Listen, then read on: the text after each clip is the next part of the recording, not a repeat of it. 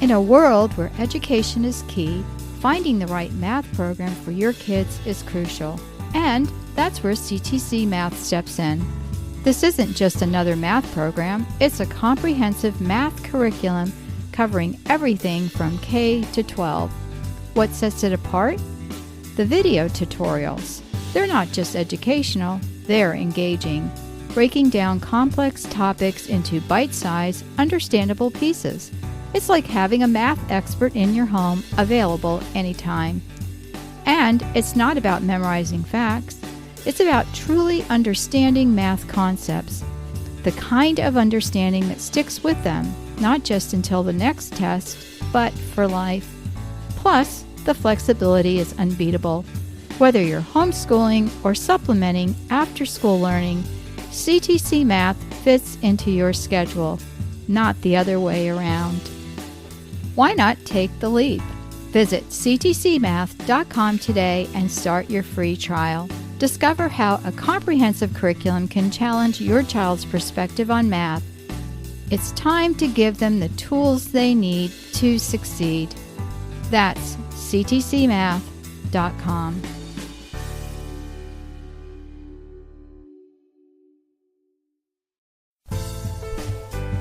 I'm a publisher.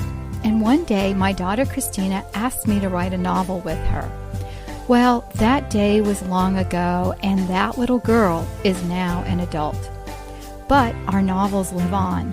The Truth Seekers Mystery Series highlights a homeschool family, the Murphy teens, in an action-adventure novel that is sure to entertain as well as teach creation truths. To get your copy, visit our website at truthseekersmysteryseries.com.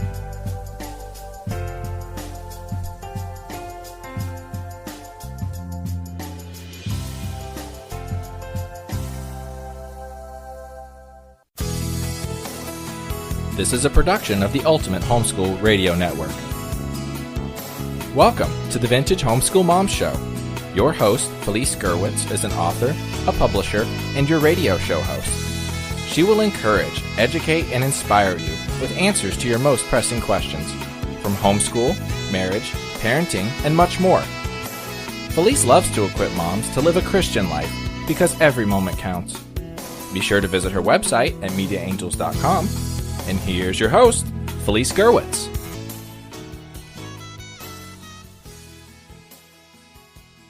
Hey everyone, and welcome. This is Felice Gerwitz with an episode of Vintage Homeschool Moms. This is episode 343, and you can find the show notes at vintagehomeschoolmoms.com. Look for life skills or must-know life skills. Well, we are mind, body, and soul, right? But we live in a present age, so how do we mesh the two together? And how do we teach our kids about what's really important in life? With smartphones, there is instant access to any information we want on any imaginable topic, yet our kids are at a disadvantage without this handy tool. And if you want to test it, take your kids' phones away for a period of time, and I'm sure that there will be a certain amount of pushback, right?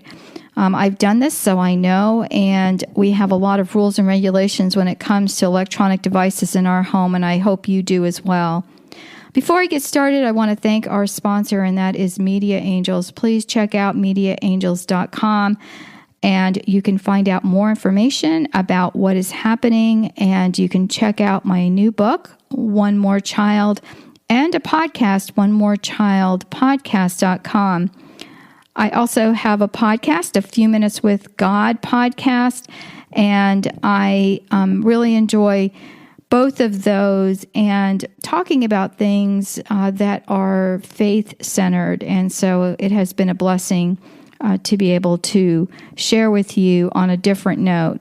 But back to our topic, and that is life skills. And I want some clarification on what I'm going to talk about. And I don't mean that we're going to be foraging in the forest so we can hunt and gather our foods and cook over a stove that we've, made by hand and, two sticks rubbing together to make the fire. I consider that more survival skills, and that would actually be a great podcast to do at some point. But I am floored when I meet young people, and I'll say between the tween and teen ages, that can't handle basic skills. And one person comes to mind, and that is my nephew, who had amazing skills. He did really well on the standardized tests, was going to a really good university for college, and came to work with my husband the summer before he went to college. And he was making money, so he and my son went to the bank to open bank accounts. And what was surprising was he knew nothing about opening a bank account or dealing with a checkbook. And okay, we can use our devices and we don't need checkbooks. We have debit cards and things like that now. But at the time, my son, who would be classified as learning challenged, was the one who showed my nephew how to set everything up. And that was because we had done these basic things like, learn how to write checks, how to spell out words, and how to, take care of a check register. So as I was preparing for this talk, that story came to mind, because it doesn't matter how smart you are, because sometimes book smarts don't go along with life skill smarts, and these things are very, very important. So some of the skills I want to cover are personal and have to do with how we portray ourselves to the world. For example, can you effectively argue your point of view? Can you stand up to your morals and principles? Can you boil water if you don't have a microwave? Okay, that was my stab at humor there. But usually those are things that don't even occur to people. And we live in a divisive world today, but one we can prepare our children for if we are diligent in what we show our kids at home. And I'm 100% certain my kids will pick up every bad trait I have and ignore my positive ones, because they've seen me imitate those a lot more. But fortunately for us, we can teach them some good skills. And these are ones that I would say that are on the need-to-know basis. So the first are under the category of personal skills. And again, these are all on the show notes page, so you can find them there. But personal skills would be faith. What are your convictions? Why do you believe what you do? Can you articulate your belief to others? Can you defend your beliefs? And also to take a hard look at your faith and your relationship with Jesus. One of the things when I taught at church, I would ask the kids, because I usually had the 8th, 9th, 10th graders even, and I would say to them, is this your faith or is it the faith of your parents? And I would have them think about that. A lot of times our kids follow what we teach at home, and then I'll hear stories about, well, my child went off to college and is not going to church anymore. That's a classic example of that faith not being or belonging to that child. My kids play sports, and sometimes on Sunday they can't go to church, and they'll tell me, I'm really sad I wasn't able to make it to Mass this weekend. And so, I know that they're not just saying that. I can hear it in their voice. And so, their faith is their own. I remember my son calling me one time really excited because he was at church one Sunday, and this gentleman came up to him and handed him a Bible, and I forget what other things he gave him, but, he was delighted because this man took it upon himself that whenever he saw a young person at Mass, that he would give him a copy of the Bible. And my son, thanked him and said, well, I have a Bible. And he said, oh, no, I want you to keep this, and, you can share it with a friend. Also found out later that this same son was attending a Bible study that he swore he told me about, but he must have told, someone else in the family, but I didn't know. And so these are all things that I feel happy about when I hear about them, because I know that he is trying to pray and to delve into his relationship with the Lord. And so these are things that we want to make sure that our kids leave home with. The second is communication, and that is verbal and nonverbal. Do you have a child like I do that you can read every single thing she's thinking on her face? I mean, we had to work with her about not showing, displeasure, and especially when there is, someone who is, causing that displeasure. You want to be able to have a little bit of a passive face, especially if it's an instructor in a class, right? Well, the ability to explain what you mean in a few words is very important. The second is to be respectful and allow others to speak. I have trouble with that, truthfully. I'm typically cutting off people, and I have to, say I'm sorry and then allow them to speak. And that's part of being respectful. The third is to listen when others talk and answer questions and answer the questions that they're asking you. Another is cell phone etiquette and oral communication. A lot of times when we text or I know at the beginning of the email revolution, which thankfully has ended, people didn't feel like they needed to use punctuation, and that just drove me crazy. So cell phone etiquette is important. If you are using some kind of auditory device to transcribe your information, please read it. You will not want to send something that is being transcribed because it could be not exactly what you want to say. And, your eyes and your posture tell others what you are thinking. So you want to keep your eyes focused on people, not be looking around and acting bored. And also, don't have your arms folded, just things like that. And you can find a lot of information about how to actually implement and do these things. But all these things don't take very much time at all, but are very important. The third under personal skills is critical thinking. There used to be a joke that everything you read online had to be true. And of course, we know that is false. So we have to realize and think for ourselves, and also know that our parents have our best interest at heart. And I tell my kids this because a lot of times they will go to something they read online or something they heard on the radio or something that somebody has said. And we need to, really remind them that we have their best interest at heart. Also to realize that everything that they read online is not true, and they need to go to original sources. For example, if somebody is saying, and this is a bad example, but I'll use it anyway, the New York Times said this, go to the New York Times and read it there. Not that I am a reader of the New York Times, but that just came to mind. Go to the original source where somebody said it. I'm not going to read something about, something negative against, let's say the Baptist church is negative because of blah, blah, blah. I would go to a authentic Baptist church website and look there for information about what they're teaching, rather than believing some article that somebody wrote who maybe didn't like the Baptist, for example. So that just gives you trying to clarify what I mean.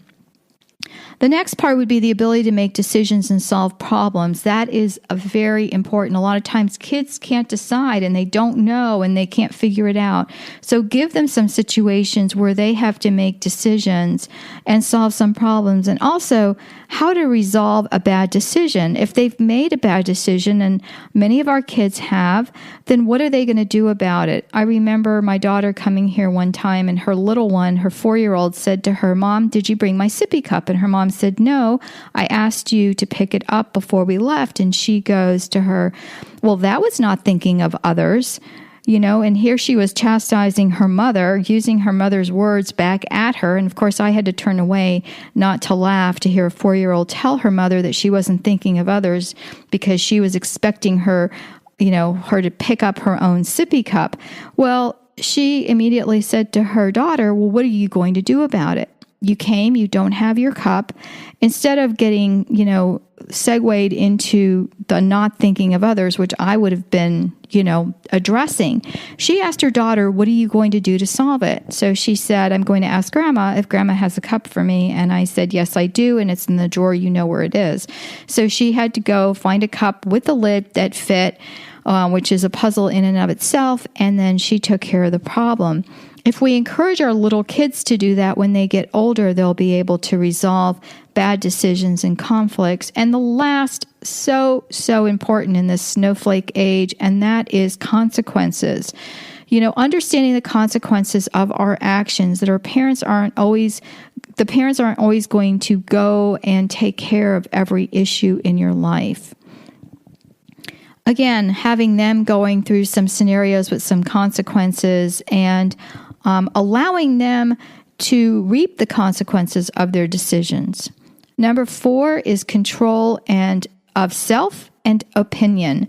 Again, in this divisive world, so important. If people would just do this, there could be really good discussions instead of negative discussions. So the first is everyone does not have to agree with you. Novel idea, right? B, everyone who does not agree with you is not wrong. You know, I know there's this whole thing about your own truth, which that drives me crazy. And I'll actually skipped around here. It says here, stand by your convictions and know that your own truth, or he that defines the term wins, is just double talk to make you not sure about your convictions. So there is that, but you have to know that everyone who doesn't agree with you is not entirely wrong. And the next part is allow others to have an opinion. However, know the difference between opinion and fact.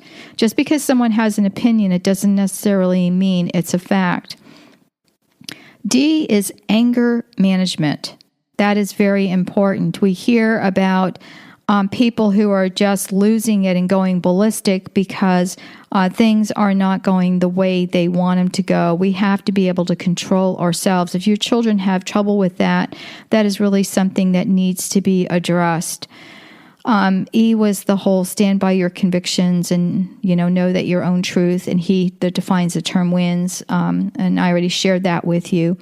Those are things that people say. The one that he that defines the term wins was something my daughter brought home from college in the early 2000s. And I said to her, having a definition of a word doesn't necessarily make it so. And again, it's all part of the double speak. So the kids have to understand, be able to understand the difference between opinion and fact. And the F is self-awareness. Understanding how you portray yourself. We can be right, but if you're self-righteous, nobody is going to listen.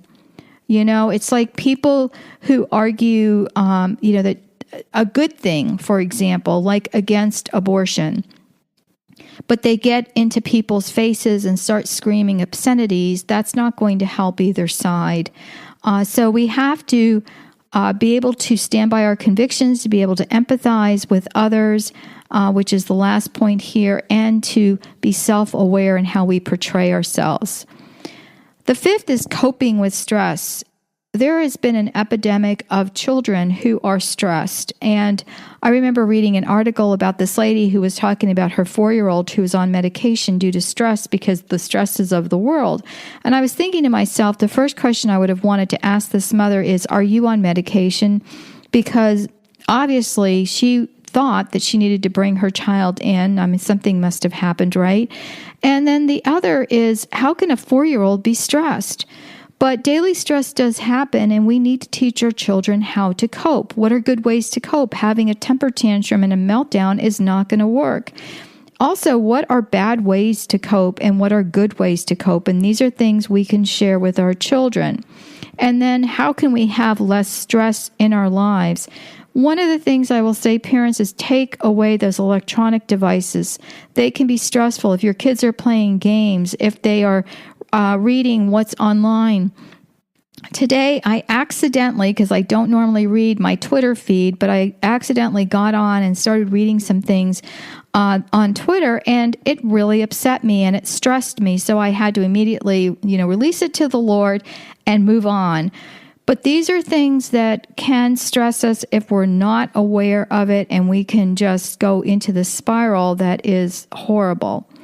The next part is practical skills, and these are the things that you really think about when you talk about life skills, but I put the personal first because, again, we want well-rounded people. We want people of faith who are self-motivated, who can articulate, and so forth. But we also want people who can, number 1, cook, clean, and have hygiene and take care of themselves. Things like make a sandwich or an entire meal, do the laundry, plan a grocery trip and meals, like compare prices are important. Clothing shopping and knowing what a good sale is. The personal hygiene aspect is important, and why. How to clean a house, how to clean a room, how to change a light bulb or do simple home repairs, and how to order at a restaurant. Now, years ago, I had friends, and this one lady asked me if my husband knew where they could find, and I kid you not, the toilet roll. The little thing that keeps the toilet roll in its container? Well, hers was wooden and had either gotten scratched or broken, or I don't even know, but she wanted to know if he could replace it. And so I said to her, you can just go to any hardware store, just take it with you, and they can get, you can buy a replacement. And she was just so surprised to know that. I mean, that's an extreme case, friends, but there are so many people who can't even do the simplest of things and think they have to hire everything out. Handymen, I'm sure, are really happy about that, but it will save you a lot of money if you learn some of these things yourself. Number 2, money management. Do they have an allowance or do they earn money? Can they save, spend, and tithe? Do they know how to do that?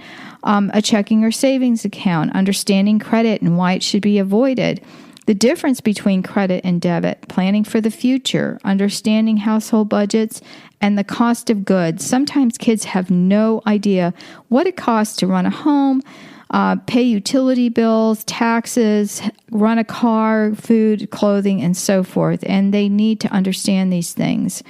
Education and learning. Are you self-motivated? Where do you find your information? Do you know what primary sources are and what they mean? This is very important, especially in the realm of history. And can you teach yourself? And if you do, how do you do that? I have kids that are in college that are still teaching themselves. One of my son's professors was not teaching from the textbook, so my son decided he needed to read it. So just different things that if you put some good foundations in place, it will really help. My daughter, and I think I shared this in another podcast, has a class with her history professor where she's assigned a book. She has to write a 1-page synopsis. Then she is to present in class. And she said it's the best class she's ever had because she's retained the most information of any other class that she's ever had. So again, these are all great things and important. What about writing? Communication in the written form is important. Kids are going to have to write papers either for you or for, somewhere at work, or they're going to have to do that at some point. So they need to learn how to address an envelope, how to write a nice email, or what should be in an email. Directions. Can you follow a GPS? That's pretty much a given, right? Well, can you use a map? Do you know your general directions? And I'm going to share that I call myself directionally impaired. And part of it is I don't pay attention or I don't want to know. So it's not important to me. But I rely so heavily on these things. And so my kids all know their directions and understand map skills a lot better than I do. Transportation is another one. How do you go from place A to place B? Do you understand buses, subways, and transit if you live in a big city? How do you maintain a car? Can you change the oil or the tires? Do you know anything about your car? I'm always amazed when I have a car rental and they just hand you the keys and you go to the parking lot and find your car. In the old days, they would go through everything with you, show you how to change, or how to work the mirrors and where the windshield wipers were. My husband and I couldn't get the back down on this SUV that we rented, and we hit a button and the middle seats went down. So I had to go and get the manual out of the glove compartment so we could look up how to put the back seats down. And so, these are things that that you take as for granted. Would a child know that that's where the manual is, in the glove compartment? So again, things that are important that we take for granted that our kids need to know. And then my last category is under miscellaneous. Insurance is important to understand that. Social security cards, please, friends, don't carry them around in your wallet. If you have a safe, something that every house should have hidden somewhere, or a safe deposit box at a bank, make sure you put your cards in there. If you take medications, know what does not mix with the medicine you're taking. Of course, the evils of drinking and driving. Funny little aside story here. We didn't do a lot in our health class on drugs and addiction. I just said drugs are bad and avoid them, and we went on. But when the kids took their driver's ed classes, they had a whole section on the different types of drugs. And my daughter always said driver's ed taught her about all the drugs and drinking, and it went into like what is too much alcohol for your blood level. And another aside, I just heard about beer getting to be stronger than its normal. However strong beer is, I don't drink beer, so I don't know, but there's a brew out there that's going to be an even stronger strength. So I was thinking that the driver's ed people need to up their information and make sure that they include that and not say that 2 beers is safe for driving. And again, it depends on your body weight too for that. Number E, or letter E, what doesn't go in the microwave, right? Something we all know, but no, kids don't know. And I still don't like the microwave and don't use it that often. So, and I do not boil water in the microwave. But, people don't know that, and that could be hazardous. And then just things like, again, safety types of issues are important, like cars and carbon monoxide poisoning, and how horrible that is if you leave a running car in a closed garage without ventilation. So, things that you would think that people know, but they don't know. And we want our kids to understand these things. And again, another very, very important thing that they should know. And I will have this as a printable in the May printables that you will get if you are part of the Ultimate Homeschool Podcast Network. If you subscribe to our newsletter, you will get this in there with a checkoff list. But I'd like you to, consider some of these things and use them with your children, especially, some of the holes that maybe are things that they don't already know. And I know for homeschoolers, many of these things are already things they do know because, we do homeschool after all. So take care, friends. God bless, and we will talk to you soon. Bye-bye. Thanks for tuning in to the Vintage Homeschool Moms Show. Visit Felice at MediaAngels.com and theVintageHomeschoolMoms.com. Vintage Homeschool Moms is a production of the Ultimate Homeschool Radio Network.